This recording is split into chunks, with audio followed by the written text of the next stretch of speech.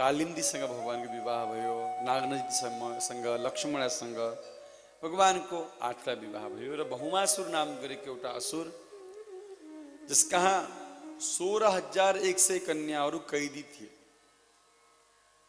ध्यान दिएर सुन्ने कुरा छ यो। भगवानलाई बहुविवाहको आरोप लाग्छ। हे कृष्ण त नारी विरोधी, त्यत्रा विवाह गर्ने भन्ने कुरा हुन्छ। कृष्ण को हुन् चिन्ने प्रयास गरौँ। कृष्णले बहुविवाह किन गर्नुभयो बुझ्ने प्रयास गरौँ। भौमासुर नाम गरेको असुर कहाँ 16,108 कन्या थिए। उनीहरूले थाहा पाए कृष्ण शक्तिशाली द्वारिकाधीश हुन्, चिठी पठाए हामीलाई जेलबाट निकाल्नु, शोषण गर्दैछ। भगवान सत्यभामालाई लिएर जानुभयो, भौमासुरलाई मार्नुभयो, 16,100 कन्यालाई जेलबाट निकालेर रथमा सबैलाई घर पठाउने व्यवस्था गर्नुभयो। सबै कन्याले भने हामी घर गएर के गर्ने। असुरद्वारा शोषित भएका, आजको जमानाको कुरा होइन, 5,000 वर्ष पहिलाको कुरा।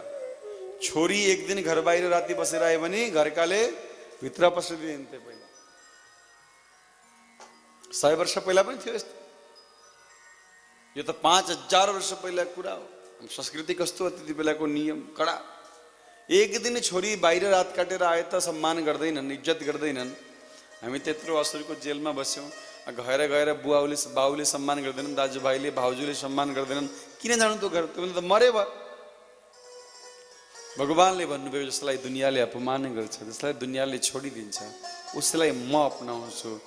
हेलित, शोषित, अपहेलित स्त्रीहरूलाई भगवानले पटरानीको दर्जा दिएर आफूसँग विवाह गराइदिनु भयो। यो भगवानको कृपा हो। जो नारी शोषित थिए, अपहेलित थिए, समाजबाट अलग भएका थिए, समाज जसलाई अपनाउन चाहन्थेन, जो हेपिएका थिए, सबैभन्दा तल भएका व्यक्तिलाई भगवानले सबैभन्दा माथि आफ्नो सेविका होइन, नौकर होइन, धर्मपत्नीको दर्जा दिनुभयो। धर्मपत्नी कृष्णले स्त्रीहरूप्रति उपकार गरे। यसरी भगवानका 16,108 विवाह भए। अगाडि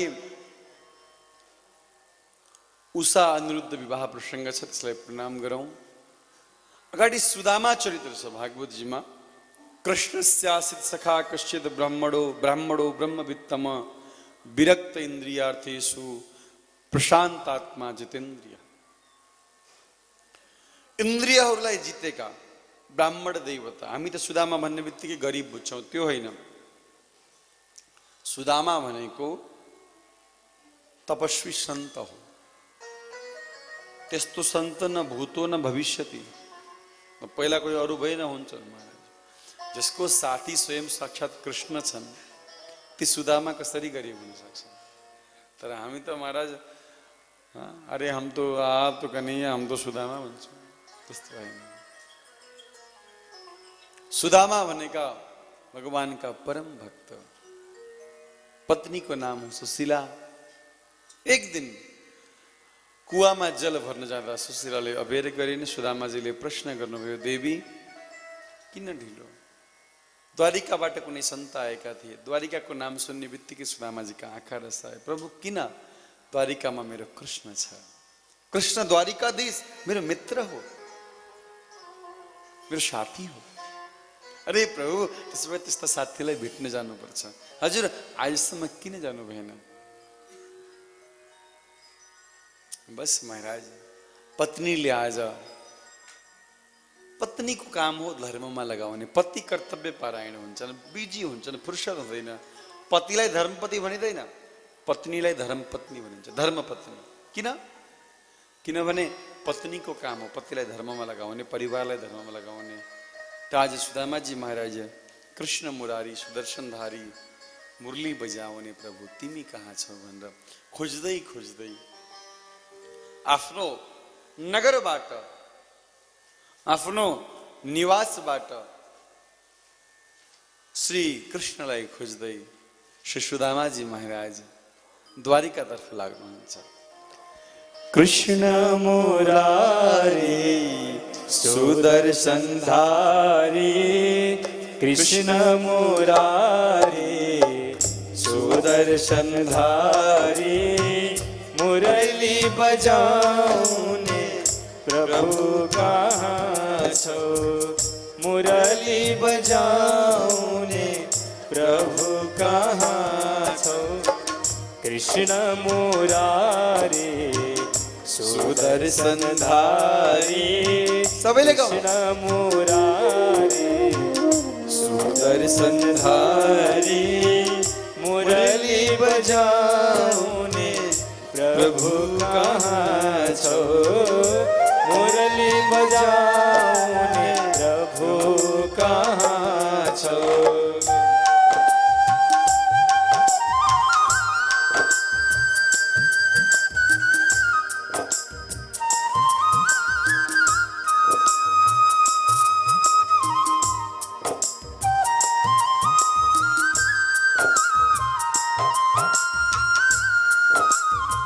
श्री राधे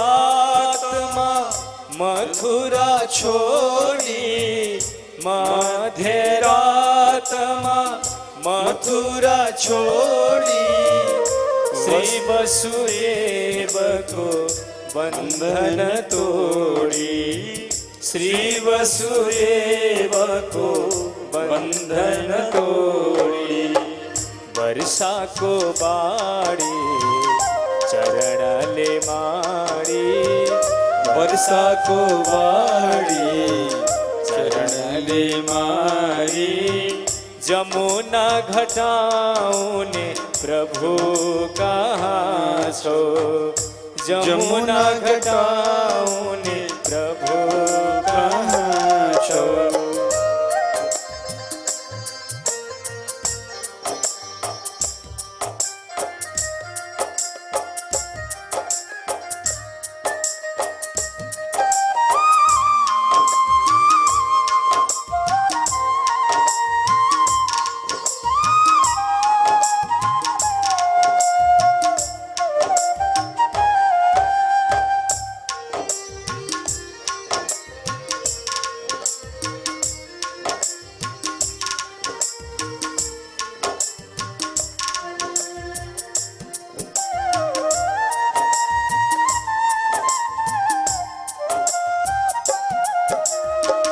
भक्त सुदामा धाएर आए भक्त सुदामा धाएर आए चार मुठी कनिका साथ ल्याए चार मुठी कनिका साथ ल्याए काँचो हजुरले कसरी खान्छौ काँचो हजुरले कसरी खान्छौ प्रेम दिखाउने प्रभु कहाँ छौ प्रेम दिखाउने प्रभु कहाँ कृष्ण मुरारी सुदर्शन धारी कृष्ण मुरारी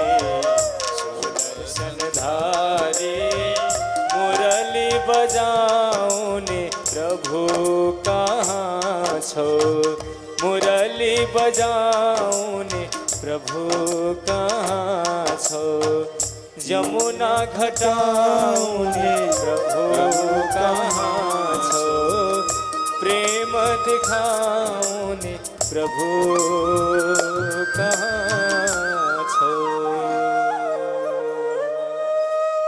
श्री सुदामाजी महाराज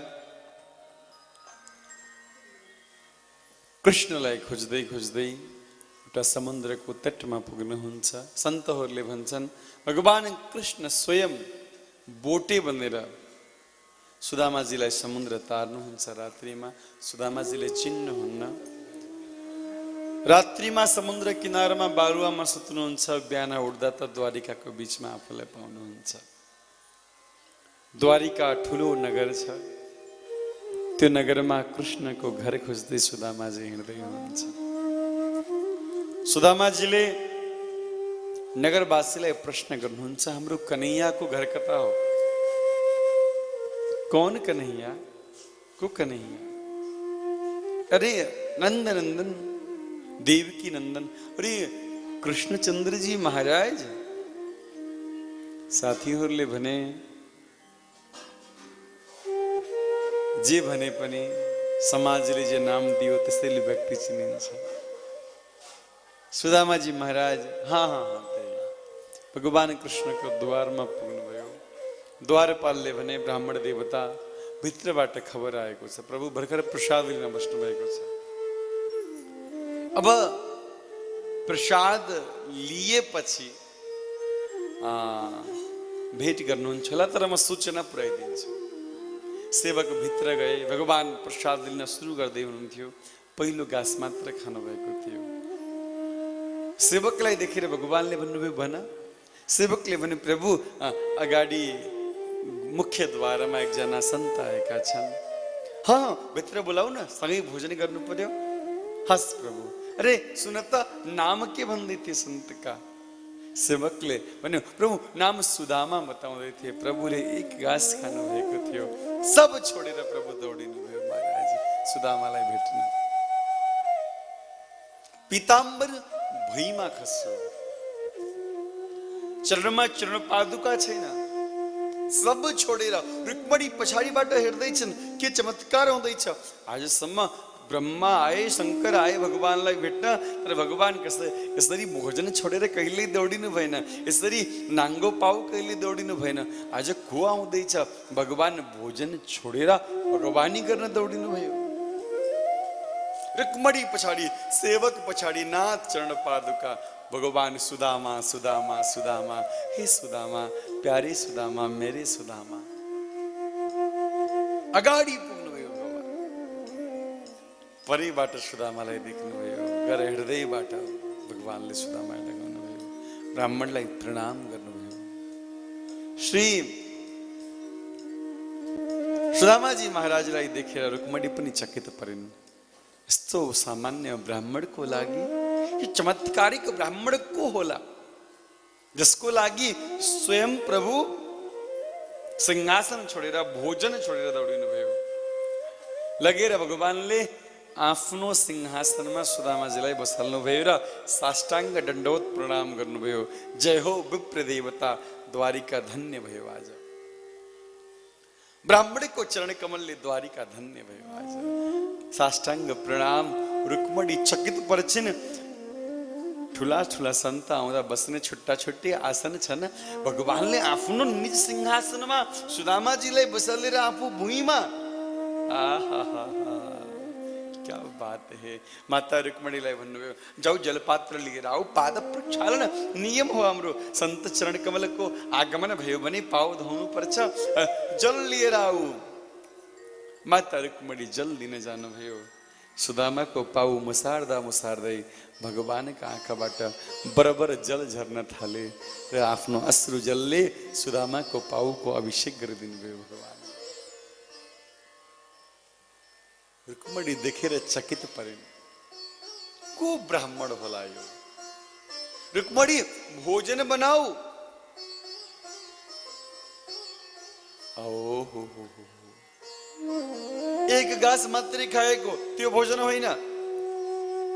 रसोई सफा गर, नयाँ भोजन बनाऊ। बनाउन पठाऊ होइन, बनाऊ।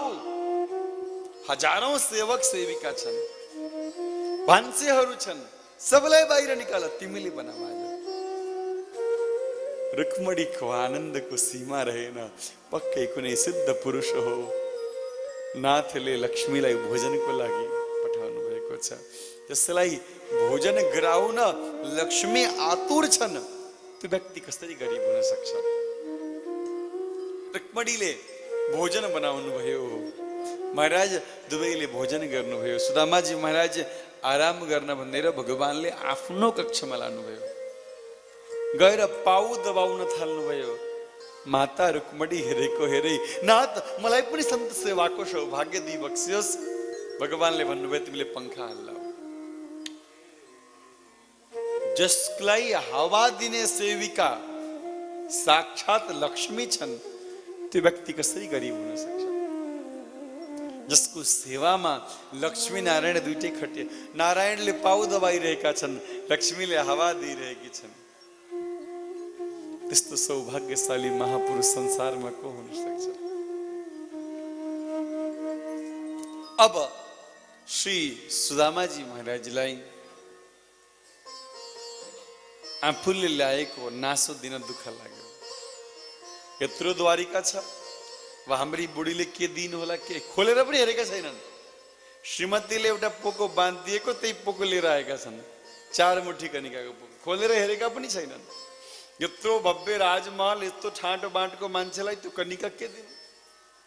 तर भगवान त भावुको भोको हुनुहुन्छ। कनिका खोज्नुभयो र 3 मुठी कनिका खानुभयो। सुदामालाई खूब आशीर्वाद दिँदै 4थो मुठी खान थाल्नु भएको थियो। माता रुक्मणीले रोकिनु, प्रभु ब्राह्मण प्रसाद सबैले पाउनुपर्छ। हुन्छ, भान्सामा लगा आज। भोलि जब भान्सामा भोजन बन्छ यो चामल त्यही मिसाइदिनु, सबैलाई प्रसाद हुन्छ। आज भगवान कृष्णले भन्नुहुन्छ, सुदामाजी महाराज हाम्रा पत्नीहरूलाई आशीर्वाद त दिनुस्। सुदामाजीले भन्नुभयो, पत्नीहरू के 2टी बिहे गर्यो? भगवानले भन्नुभयो, गिन्ती नगर्नुहोस्, बस आउनुहोस् बाहिर आशीर्वाद दिन। सिंहासनमा आएर सुदामाजी महाराज बस्नुभयो। रुक्मणी आइन, म कृष्ण पत्नी रुक्मणी हजुरसँग आशीर्वाद माग्दैछु। आहा, जगत पिता नारायण, जगन माता लक्ष्मी, हामीले हाय लक्ष्मी, हाय लक्ष्मी, आऊ लक्ष्मी, आऊ लक्ष्मी, आऊ लक्ष्मी, पैसा पैसा पैसा पैसा गरिरहेका छन्। ती लक्ष्मी स्वयं आशीर्वाद मागेर हात फैलाएर जहाँ उभिन्छन् त्यो सुदामाको द्वार हो। सुदामा जस्ता त्यागी ब्राह्मणहरूलाई आज पनि लक्ष्मीले भन्छन्, मलाई प्रयोगमा लियो, मलाई प्रयोगमा लियो। हामीले जान्यौँ यो कुरा, हजुरहरूलाई आश्चर्य लाग्ला। अब आज त कमर्सियल युग आयो, आजभन्दा 50 वर्ष पहिला जाउँ, धेरै होइन। त वृन्दावनका साधुहरूलाई भेट्न भनेर कलकत्ताबाट, बम्बईबाट, दिल्लीबाट सेठहरू आउँथे, मारवाडी सेठहरू आउँथे, मारवाडी समाजका, र ल्याएर पैसा दिन्थे अगाडि गड्डी 50, त्यति बेला 50,000 को 1 लाख को गड्डी। गुरुजी यो पैसालाई सेवामा लगाइदिनु, यो पैसालाई सेवामा लगाइदिनु। सन्तहरूले गाली गर्थे, भग लैजा आफ्नो पैसा। त्यति भन्दा त्यो सेठ रिसायो भने यो पापको पैसा हैछ भनेर हात लगाउन्थे। त्यति भनेपछि पनि गुरुदेव गुरुदेव अब सेवा में लगा दीजिए भनेपछि बल्ल त्यो पैसा स्वीकार गर्थे। पैसा लिँदाखेरि पहिला गाली गरेर चेक गर्थे, यो पैसा दिनेसँग आएको पैसा कालो पैसा हो कि सेतो पैसा हो। चिन्ने कसरी? यदि सन्तहरूसँग श्रद्धा भएर आएको हो, भक्त हो, यसको चोखो कमाई हो भने मेरो गालीले यो रिसाउँदैन, किनभने श्रद्धा गरेर आएको हो, भक्त हो। त्यसै आडम्बर गर्न देखाउन आएको भने त मैले एकपटक गाली गर्दा रिस उठ्छ। म सेठ मान्छे भन्ने हुन्छ कि हुँदैन? हुन्छ नि त। त्यस्तो थियो। लक्ष्मी आफै महाराज सेवामा सुदामाजीको अगाडि भगवानले नयाँ पीताम्बरी दिनुभयो। सुदामाजीको पुरानो कपडा माता रुक्मणीले धोइदिनु भयो र सुकाइदिनु भयो। भागवतजीमा लेखेको छ, जसको कपडा धुने सेविका स्वयं लक्ष्मी छन्, ती महापुरुष कसरी गरिब हुन सक्छ? तर हामीले त सुदामा गरिब। म भन्दै थिएँ, लक्ष्मी नारायणले आशीर्वाद माग्दैछन्, सुदामाले आशीर्वाद दिँदैछन्। महाराज यो दिव्य झाँकीको दर्शन गर्नुहोस्। इस प्रकार भगवानका अन्य पत्नीहरू आउँछन्। पहिला त सुदामाजीलाई आनन्द आएको थियो आशीर्वाद दिन, खूब आयुष्मती भव, कुलवती भव, पुत्रवती भव। तर अब महाराज जब संख्या बढ्न थाल्यो, अब त केवल भव भव भव भव भव मात्र आउँछ। यो स्वाभाविक पनि हो। भगवान कृष्णले सोध्नु भयो कि कति पत्नी छन् हजुर? त भगवान कृष्णलाई भन्न अप्ठ्यारो लाग्यो सुदामाजीलाई। मैले महाराज अभी त छन् थुप्रै। अरे भाइ म थाकिसकेँ। भगवान कृष्णले भन्नुभयो महाराज लडाई गराउनुहुन्छ। कोही कति व्यक्ति त हिजो मात्र मान्नुहोस्, कति व्यक्ति त आशीर्वाद पाए, कतिले पाएन। अब के गर्ने?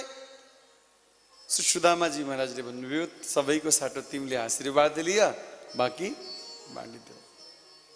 त यस प्रकार एक दिन सुदामाजी महाराजले द्वारिकामा निवास गर्नुहुन्छ र आफ्नो आफ्नो निज धाम फर्किनुहुन्छ। बोले सुदामाजी महाराजको। वाह, बड़े लाल पीले होके हमारे अशोक जी लक्ष्मण जी पधारे हैं। पांडे जी ड्यूटी शुरू हो गई, आप क्या करें, पंखा चला दो। हाँ ठीक है, थोड़ा व्यायाम हो जाएगा, अच्छा ही है। एक पुशअप तो हो ही जाएगा। बड़े भक्तवत्सल भगवान की जय। इधर नहीं पांडे जी, बंद करिए। अच्छा हाँ।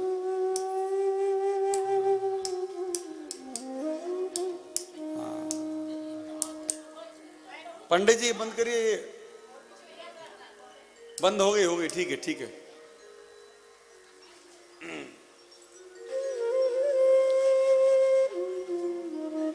हजुरहरू ठाउँ जहाँ जहाँ मिल्छ मिलेर बस्नु होला, आपसमा वार्तालाप नगर्नु। यो आफ्नो कुराहरू अब यहाँबाट बाहिर गएर मात्रै गर्नु होला। कृपया पण्डा यो कथा क्षेत्रमा यो हलमा और ठाउँ छ, कृपया ठाउँ बनाऊ, जग्गा दिउँ, अलिकति अरूलाई पनि स्थान दिउँ। त्यहाँ ठाउँ बनाऊ, स्थान दिउँ सबैलाई बस्ने। आज कथाको विश्राम दिवस। अब लगभग हामीहरू विश्रामतर्फ जाँदैछौँ, किनभने समयको अभाव छ आज हामीसँग। यसरी भागवतजीमा अनेक प्रसङ्गहरू छन्। अनेक प्रसङ्गहरूलाई सुन्न हामीसँग समयको अभाव छ। म हजुरहरूलाई केही कुरा, जान्नै पर्ने कुरा मात्र आज निवेदन गर्न चाहन्छु। एकपटक सबैले जोडले भन्नुहोस् राधे राधे।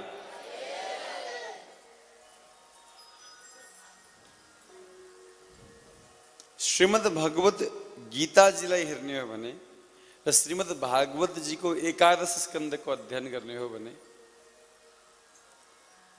तीनवटा योग पाइन्छ। योगको चर्चा गर्दा ज्ञान योग, कर्म योग, भक्ति योग। ज्ञान योग भनेको ज्ञानीले कर्म प्रति आफ्नो मनलाई खासै लगाउँदैन र कर्म गरिहाले पनि उसको फलबाट उसलाई केही लिन दिन हुँदैन। ऊ चाहिँ ब्रह्म सत्य जगत मिथ्या भनेर बसेको हुन्छ ज्ञानीले। अर्को व्यक्ति हुन्छ कर्मयोगी। उसको जीवन आफूले गर्ने कर्ममा एकाग्र हुन्छ र त्यो कर्म फलतिर एकाग्र हुन्छ। ध्यान दिनु, म के भन्दैछु, तीन किसिमका मान्छे हुन्छन् दुनियाँमा, पुरा दुनियाँमा। एउटा ज्ञानी योगी जो साधनाको सबैभन्दा माथिल्लो स्तरमा छ। ज्ञानी अहम ब्रह्मास्मि तत्त्वमसि भनेर बसेको छ। म पनि ब्रह्म, तिमी पनि ब्रह्म। एउटा उसलाई केही लिँदैन छैन। कोही आओस् जाओस् खाओस् पियोस् कर्म के नगर्ने, उसलाई एक दिन जानु छ, ठिक छ भनेको छ, आसक्त रहित छ। अर्को हुन्छ कर्मयोगी। काम दाम काम दाम काम दाम भन्दा कि हेर्दै हेर्दैन जिन्दगीमा। काम र दाम नाम बाहेक के थाहै छैन उसलाई। कर्मयोगी। र तेस्रो हुन्छ भक्ति योगी। यिनीहरू भनेका बीचका हुन्छन्, न माथिका न तलका, बीचका। अलिकति काम पनि छ, दाम पनि छ, अलिकति भक्ति पनि छ, साधना पनि छ। या हामीहरू, हाम्रो क्याटेगोरी हो यो, इन्क्लुडिङ मी। म पनि त्यसमा पर्छु, म पर्दिन भनेको छैन। हामीहरू न तलका हौँ न माथिका हौँ, बीचका हौँ। महाराज न हामीहरूमा धेरै आसक्ति छ, कतिमा होला मलाई थाहा छैन, म आफ्नो कुरा भन्न सक्छु। न त्याग वैराग्य छ हामीमा, वैराग्य छ छैन हामीमा, त हामी बीचका हौँ। हामीलाई परिवारसँग पनि अट्याचमेन्ट छ, भगवानसँग नि अट्याचमेन्ट छ, पैसा कमाउनु पनि छ, दान गर्नु पनि छ, त हामीहरू बीचका हौँ। ज्ञान योगी, कर्मयोगी, भक्ति योगी हामीहरू को हौँ? यो भक्तिमा एउटा फाइदा छ। भक्तिमा अरूले चलाएको गाडीमा चढेर हिँड्न पाइन्छ, एउटा फाइदा छ। यसलाई म हजुरलाई यसरी बुझाउँछु। संसारमा कति ठाउँ हुन्छन् जहाँ प्रवेश पाइँदैन, नो इन्ट्री जोन हुन्छ कि हुँदैन? राष्ट्रपति भवन। तर यदि हजुर संयोगले कुनै दिन राष्ट्रपति भवनकै गाडीमा चढ्ने मौका पाउनु भयो भने हजुरको योग्यता नहुँदा नहुँदै पनि राष्ट्रपति भवनको बााउन्ड्री भित्र पस्ने मौका पाउनुहुन्छ कि पाउनुहुन्न? हजुरको त योग्यता छैन, तर गाडीले गर्दा, किनभने त्यो गाडी त्यहीँको हो, गाडीको पास छ, गाडी इन्ट्री भयो, गाडी भित्र हजुरको पनि त्यहाँ इन्ट्री भयो। यो भक्ति योग त्यस्तो हो। हाम्रो त त्यो महाराज योग्यता छैन, तर पनि कहिले कहिले सन्तहरूसँग बसेर यो भक्तिको गाडीमा चढेर कुद्दै गर्दाखेरि हाम्रो योग्यताले प्रवेश नगरेको भगवत धाममा पनि ती सन्तहरूका कृपाले प्रवेश पाइन्छ। यो भक्ति भनेको सन्तहरूले, साधकहरूले, गुरुजनहरूले कृपा गरेर फल दिन सक्ने। यो गाडी सजिलो छ, गृहस्थहरूको लागि त जरुरी पनि छ। अब गृहस्थ धेरै विरक्त भएर पनि भएन। श्रीमतीलाई तिमी ब्रह्म म पनि ब्रह्म भन्यो भने त रोटी कसले पकाएर खान दिन्छ? भएन। अहम ब्रह्मास्मि काम चलेन त्यहाँ त। विरक्तमा त जे गरे पनि भयो। अब महाराज विरक्त हुन सकिन भनेर भक्ति नै नगर्नु पनि भएन। त्यो बीचको आफ्नो पेसा, व्यापार, व्यवसाय आदि कर्महरू गर्दै गर्दै भगवत प्राप्तिको मार्गमा जुन बाटोमा हिँड्दैछौँ यो मार्गलाई भक्ति योग भनिन्छ। त्यसैले यो तीन मार्गमा तीनवटा कुरा, स्नान, दान र तप अत्यन्त जरुरी छन्। स्नानले शरीरको शुद्धि हुन्छ, दानले धनको शुद्धि हुन्छ र तपले चित्तको शुद्धि हुन्छ। तप भनेको भजन। अब भजन कुन लेभलको गर्न सकिन्छ आफ्नो कुरा हो। अब महाराज बाहिर संसारसँग बसेर गाउने हो कि भित्र गाउने हो कि मनात्रायते इति मन्त्र भन्छ शास्त्रले, या शास्त्रको सार बुझेर केवल भजनमा एक्लै लाग्ने हो कि मन्त्र जपमा, यो आफ्नो निजी कुरा हो। र वेदमा पनि त्यसैले तीन काण्डको वर्णन गरेको छ। ज्ञान काण्ड, उपासना काण्ड र कर्म काण्ड। तीन का बडो चक्कर छ महाराज। धेरै स्थानमा तीन कुराहरू पाउनुहुन्छ। ज्ञान काण्ड वेदले भन्छ माथिल्लो स्तरमा ज्ञानीहरू जसले भगवानलाई चिने, भगवानलाई जाने, माथि तपको उपल्लो सिडीमा बसेका छन् ज्ञान मार्गीहरू। वेदले भन्छ दोस्रो कुरा उपासना मार्ग भनेको भक्ति योग हामीहरू। तेस्रो मिल्छ महाराज कर्म काण्ड। कर्मद्वारा पनि भगवत प्राप्ति सम्भव छ है। कर्म नगर्नु होइन, कर्म गर्नुपर्छ।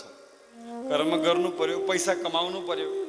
अब पैसा नकमाए कहाँबाट यज्ञ हुन्छ, कहाँबाट धार्मिक कुराहरू हुन्छन्? सबैमा पैसा चाहिन्छ।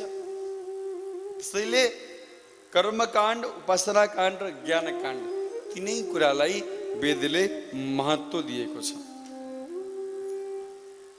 अब सांख्ययोग भनेको के हो भन्ने प्रश्न यहाँ आएको छ। सांख्ययोग भनेको शास्त्रले भन्छ, विशेष गरेर भागवतजीमा चर्चा आएको छ, स्वयंलाई जान्नु नै सांख्ययोग हो, आफूलाई चिन्नु। व्यक्तिले संसारमा सबैलाई चिनेको हुन्छ, आफूलाई चिन्दैन।